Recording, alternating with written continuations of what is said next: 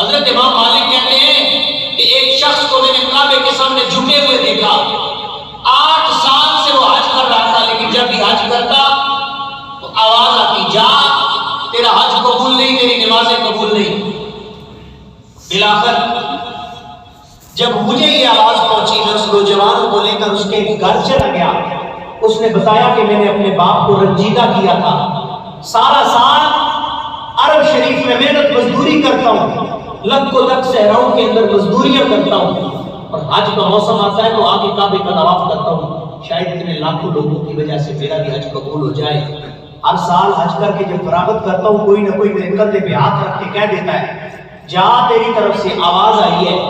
کہ تیرا حج قبول نہیں، تیری نمازیں قبول نہیں، رب نے تیری بخشش نہیں کی، واپس چلا جا، تیری ساری محنت رائگاں ہے۔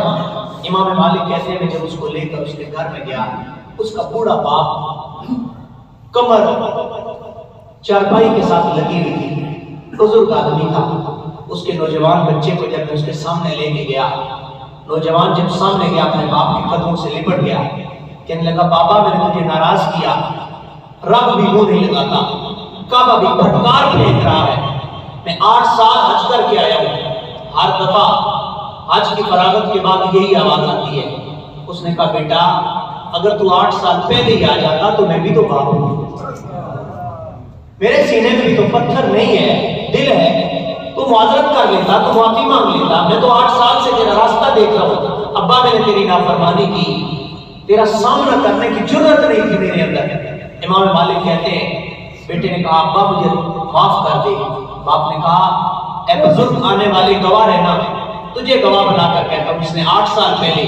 میری نافرمانی کی تھی، مجھے مارا تھا، میری آنکھ نکل گئی تھی، 8 سال میں نے غربت و افلاس، تنگی اور تکلیف کے اندر گزارے، لیکن تجھے گواہ بنا کر کہتا ہوں میرے سینے میں بھی تو باپ کا دل ہے،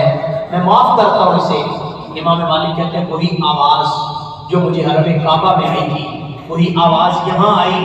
آواز آئی اے امام مالک اس نوجوان سے کہتے اللہ نے تیرے 8 سال کے حج قبول فرما دیا۔ ماں باپ کو ناراض کر کے کوئی بندہ چلا لگانے چلا جائے، کوئی بندہ اپنے پیر کی چوکھٹ پہ جھاڑو دینے کے لیے چلا جائے،